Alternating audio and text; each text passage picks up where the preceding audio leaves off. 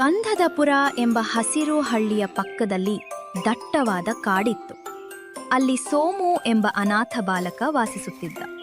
ಅವನಿಗೆ ಹಳ್ಳಿಯ ಬಡ ಮಕ್ಕಳಿಗಾಗಿ ಒಂದು ದೊಡ್ಡ ಆಟದ ಮೈದಾನ ಮತ್ತು ಶಾಲೆ ಕಟ್ಟಿಸಬೇಕು ಎಂಬ ಆಸೆ ಇತ್ತು. ಅದಕ್ಕಾಗಿ ಅವನು ಕಾಡಿನಲ್ಲಿ ಒಣಗಿದ ಉರುವಲು ಮತ್ತು ಹಣ್ಣುಗಳನ್ನು ಹುಡುಕುತ್ತಿದ್ದ. ಒಂದು ದಿನ ಮರದ ಮೇಲಿಂದ ವಿಚಿತ್ರವಾದ ಸೌಂಡ್ ಕೇಳಿಸಿತು. ಜೂಂ ಜೂಂ ಎಂದು. ಸೋಮು ಮೇಲೆ ನೋಡಿದಾಗ ಆಶ್ಚರ್ಯ. ಕೆಂಪು ಟೋಪಿ ಹಾಕಿಕೊಂಡಿದ್ದ ಪುಟ್ಟ ಮಂಗರಂಗ ರೆಕ್ಕೆಗಳಿಲ್ಲದಿದ್ದರೂ ಗಾಳಿಯಲ್ಲಿ ತೇಲುತ್ತಾ ಬಾಳೆಹಣ್ಣು ತಿನ್ನುತ್ತಿತ್ತು. ಪಕ್ಕದಲ್ಲೇ ಇದ್ದ ಚಿಂಪಿ ಗೂಬೆ, ನೋಡ್ಬೇಡ ಸೋಮು, ಇವನು ಕಾಡಿನ ನಂಬರ್ 1 ಜಾದೂಗಾರ ಎಂದು ರಾಗವಾಗಿ ಹೇಳಿತ್ತು. ಸೋಮು ರಂಗನ ಹಾರಾಟವನ್ನ ನೋಡಿ ನಗುತ್ತಾ ತನಗಿದ್ದ ಒಂದೇ ಒಂದು ಸಿಹಿ ಮಾವಿನ ಹಣ್ಣನ್ನ ಅದಕ್ಕೆ ಕೊಟ್ಟನು. ರಂಗ ಖುಷಿಯಾಗಿ ಸೋಮುನ ಹೆಗಲ ಮೇಲೆ ಕೂತಿತು. ಇಬ್ಬರು ಗಟ್ಟಿ ಗೆಳೆಯರಾದರು. ಒಂದು ದಿನ ರಂಗ ತನ್ನ ತುಂಟತನದಿಂದ ಹಳ್ಳಿಯ ಹಳೆಯ ದೇವಸ್ಥಾನದ ಪೆಟ್ಟಿಗೆಯಲ್ಲಿದ್ದ ಹೊಳೆಯುವ ಮಾಯದ ಕನ್ನಡಿಯನ್ನು ಯಾರಿಗೂ ತಿಳಿಯದೆ ತಂದು ಸೋಮುನ ಚೀಲದೊಳಗೆ ಅಡಗಿಸಿಟ್ಟಿತು.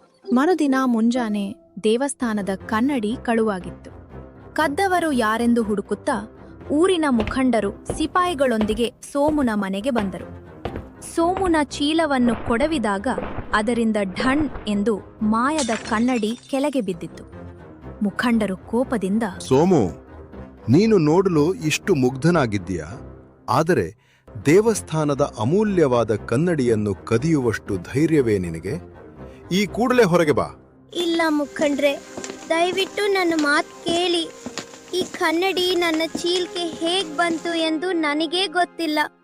ನಾನು ಕಳ್ಳತನ ಮಾಡಿಲ್ಲ. ದಯವಿಟ್ಟು ನನ್ನನ್ನು ನಂಬಿ. ಕಣ್ಣೆದುರೆ ಸಾಕ್ಷಿ ಸಿಕ್ಕ ಮೇಲೂ ಸುಳ್ಳು ಹೇಳ್ತೀಯಾ? ಈ ಹಳ್ಳಿಯಲ್ಲಿ ಕಳ್ಳರಿಗೆ ಜಾಗವಿಲ್ಲ.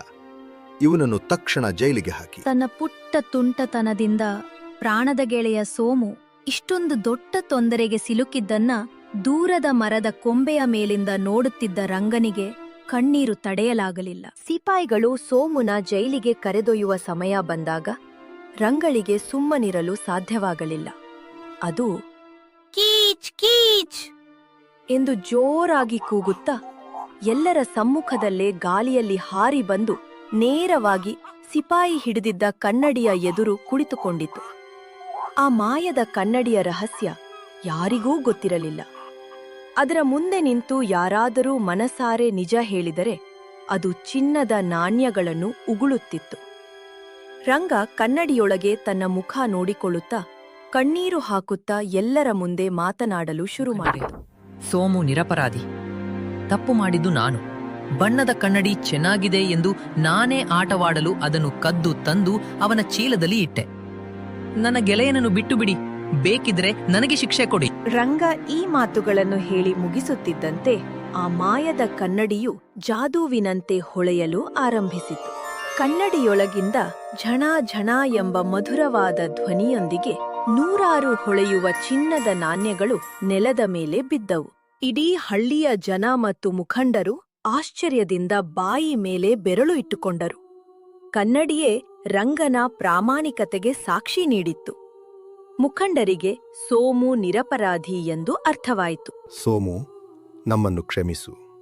ನಿನ್ನ ಗೆಳೆಯ ರಂಗ ಜಗತ್ತಿನಲ್ಲೇ ಅತ್ಯಂತ ಪ್ರಾಮಾಣಿಕ ಮಂಗ. ರಂಗ ತಕ್ಷಣ ಹಾರಿ ಬಂದು ಸೋಮುನ ಹೆಗಲ ಮೇಲೆ ಕೂತು ಅಪ್ಪಿಕೊಂಡಿತು. ಆ ಮಾಯದ ಕನ್ನಡಿಯಿಂದ ಬಂದ ಚಿನ್ನದ ನಾಣ್ಯಗಳನ್ನು ಬಳಸಿ ಸೋಮು ಹಳ್ಳಿಯ ಬಡ ಮಕ್ಕಳಿಗಾಗಿ ಒಂದು ಸುಂದರವಾದ ಶಾಲೆ ಮತ್ತು ದೊಡ್ಡ ಆಟದ ಮೈದಾನವನ್ನು ಕಟ್ಟಿಸಿದನು. ಅಂದಿನಿಂದ ರಂಗ ಕಳ್ಳತನವನ್ನು ಸಂಪೂರ್ಣವಾಗಿ ಬಿಟ್ಟು ಹಳ್ಳಿಯ ಹಣ್ಣಿನ ತೋಟಗಳ ಹೆಮ್ಮೆಯ ಕಾವಲುಗಾರನಾಯಿತು. ನಮ್ಮ ಸಣ್ಣ ತಮಾಷೆ ಅಥವಾ ತಪ್ಪು ಬೇರೆಯವರಿಗೆ ತೊಂದರೆ ಕೊಡಬಾರದು. ಒಂದು ವೇಳೆ ತಪ್ಪಾದ್ರೆ ಅದನ್ನು ಒಪ್ಪಿಕೊಳ್ಳುವ ಧೈರ್ಯ ಮತ್ತು ಗೆಳೆಯನನ್ನು ರಕ್ಷಿಸುವ ಪ್ರಾಮಾಣಿಕತೆ ನಮ್ಮಲ್ಲಿರಬೇಕು. ಈ ಕಥೆ ನಿಮ್ಗೆ ಇಷ್ಟವಾದ್ರೆ ಒಂದು ಲೈಕ್ ಮಾಡಿ. ಇಂತಹ ಇನ್ನಷ್ಟು ರೋಚಕ ಕನ್ನಡ ಕಥೆಗಳಿಗಾಗಿ ನಮ್ಮ ಚಾನೆಲ್ ಅನ್ನು ಸಬ್ಸ್ಕ್ರೈಬ್ ಮಾಡಿ. ನಿಮ್ಮ ಅಭಿಪ್ರಾಯವನ್ನು ಕಮೆಂಟ್ ಮೂಲಕ ತಿಳಿಸಿ. ಮುಂದಿನ ಕಥೆಯಲ್ಲಿ ಮತ್ತೆ ಭೇಟಿಯಾಗೋಣ. ಧನ್ಯವಾದಗಳು.